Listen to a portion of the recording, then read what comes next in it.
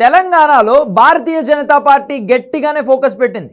ఎలాగైనా సరే భారత రాష్ట్ర సమితిని పాతాళానికి తొక్కాలని కేంద్ర హోంమంత్రి బీజేపీ అధినేత అమిత్ షా టార్గెట్గా పెట్టుకుని వర్క్ చేస్తున్నారు. 2028లో జరగబోయే తెలంగాణ ఎన్నికల్లో ఖచ్చితంగా విజయం సాధించాలని అమిత్ షా ఎప్పటి నుంచే పావులు కదుపుతున్నారు. స్థానిక సంస్థల ఎన్నికల నుంచే ఈ టార్గెట్ కోసం కష్టపడాలని అమిత్ షా వ్యూహాలు సిద్ధం చేస్తున్నట్లు తెలుస్తోంది. పరిపాలనా వ్యవహారాల్లో పెద్దగా జోక్యం చేసుకొని అమిత్ షా రాజకీయపరమైన అంశాల్లో మాత్రం గట్టిగానే ఫోకస్ పెడుతూ ఉంటారు. ఇప్పుడు దక్షిణాదిలో భారతీయ జనతా పార్టీ బలంగా పాగా వేయాలని టార్గెట్ పెట్టుకున్న అమిత్ షా ఇటీవలే ఆంధ్రప్రదేశ్ పర్యటనకు వచ్చిన సందర్భంగా ఏపీ ముఖ్యమంత్రి చంద్రబాబు నాయుడుతో ఇదే అంశంపై చర్చించినట్లు తెలుస్తోంది. తెలంగాణలో ఎలాగైనా సరే పార్టీని బలోపేతం చేయాలని, అధికారంలోకి రావాలని పట్టుదలగా ఉన్న ఆయన చంద్రబాబు అలాగే పవన్ కళ్యాణ్తో ఇదే అంశంపై చర్చించారు. భారత రాష్ట్ర సమితి ఖచ్చితంగా నాయకత్వం లేమితో ఇబ్బంది పడుతోందని, ఈ పరిస్థితులను మనకు అనుకూలంగా మార్చుకోవాల్సిన అవసరం ఉందని అమిత్ షా అభిప్రాయపడినట్లు వార్తలు వస్తున్నాయి.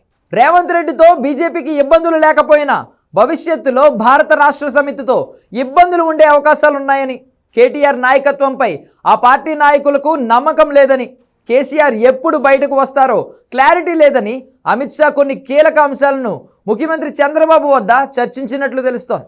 భారత రాష్ట్ర సమితి నుంచి కొంతమంది ఎమ్మెల్యేలు బయటకు వచ్చే అవకాశం ఉందని, వారిని వీలైనంత త్వరగా తెలుగుదేశం పార్టీలో చేర్చుకోవాలని, అలాగే మరికొంతమందిని బీజేపీలోకి తీసుకొస్తామని చెప్పినట్లుగా వార్తలు వస్తున్నాయి. ఇక త్వరలోనే పవన్ కళ్యాణ్కు తెలంగాణ బాధ్యతలను అమిత్ షా అప్పగించే అవకాశం ఉంది. మార్చి తర్వాత పవన్ కళ్యాణ్ తెలంగాణ పర్యటనకు వెళ్లే సూచనలు కనబడుతున్నాయి. హిందూ ధర్మాన్ని తెలంగాణలో బలోపేతం చేసే దిశగా పవన్ కళ్యాణ్ అడుగులు వేయనున్నట్లు తెలుస్తోంది.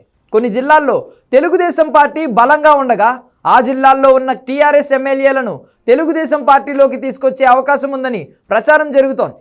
రంగారెడ్డి, హైదరాబాద్ అలాగే మహబూబ్ నగర్ జిల్లాలో ఉన్న కొంతమంది గులాబీ పార్టీ ఎమ్మెల్యేలను బీజేపీలోకి తీసుకొచ్చే విధంగా పావులు కదపనున్నట్లు వార్తలు వస్తున్నాయి. ఇక వరంగల్, కరీంనగర్, ఖమ్మం, నల్గొండ, మహబూబ్ నగర్ జిల్లాల్లో తెలుగుదేశం పార్టీ క్యాడర్ ఇప్పటికీ ఉంది. అందుకే అక్కడున్న ఎమ్మెల్యేలను కొంతమందిని పార్టీలోకి తీసుకురావాలని చంద్రబాబు వద్ద అమిత్ షా అభిప్రాయపడినట్లు సమాచారం. ఇక పవన్ కళ్యాణ్ కూడా తెలంగాణలో జనసేన పార్టీ బలోపేతంపై దృష్టి పెట్టాలని, ఆంధ్రప్రదేశ్ ఫార్ములానే 2028లో తెలంగాణలో అమలు చేయాలని ఆయన వద్ద అభిప్రాయపడ్డారట. గ్రేటర్ హైదరాబాద్ ఎన్నికల్లో ఎలా అయినా సరే ఎన్డీఏ కూటమి విజయం సాధించే దిశగా వ్యూహాలను సిద్ధం చేయాలని చంద్రబాబును, పవన్ కళ్యాణ్ను అమిత్ షా కోరినట్లు సమాచారం. ఇక త్వరలోనే తెలంగాణ బీజేపీ రాష్ట్ర అధ్యక్షుడు ఎంపిక కూడా బీజేపీ అధిష్టానం పూర్తి చేయనుంది. ఆ తర్వాత నుంచి బీజేపీ అగ్రనేతలు కూడా తెలంగాణపై గట్టిగానే ఫోకస్ పెట్టే అవకాశాలు కనిపిస్తున్నాయి.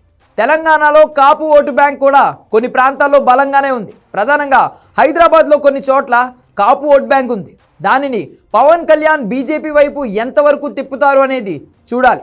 ఇప్పటివరకు తెలంగాణలో జనసేన పార్టీ పోటీ చేయలేదు. 2020లో జరిగిన గ్రేటర్ హైదరాబాద్ ఎన్నికల్లో జనసేన పార్టీ పోటీ చేస్తుందని అందరూ భావించారు. కానీ పవన్ కళ్యాణ్ మాత్రం అందుకు ఆసక్తి చూపించలేదు.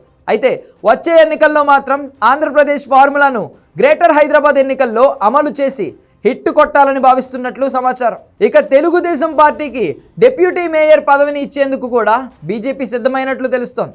ఇక కొన్ని చోట్ల మున్సిపాలిటీలను కూడా కైవసం చేసుకునే విధంగా కూటమి అడుగులు వేయనున్నట్లు వార్తలు వస్తున్నాయి. ఖమ్మం, నల్గొండ, మహబూబ్ నగర్ మున్సిపాలిటీలపై కూటమి గట్టిగానే ఫోకస్ పెట్టే అవకాశం ఉండవచ్చు. ఇదే క్రమంలో బీఆర్ఎస్ పార్టీ మాజీ ఎమ్మెల్యేలను కూడా కూటమిలోకి తీసుకొచ్చే దిశగా ప్రణాళిక సిద్ధం చేయాలని చంద్రబాబును అమిత్ షా కోరినట్లు సమాచారం. త్వరలోనే తెలుగుదేశం పార్టీ అలాగే జనసేన పార్టీ ఇలా రాష్ట్ర అధ్యక్ష పదవులను కూడా భర్తీ చేయాలని అమిత్ షా కోరారట.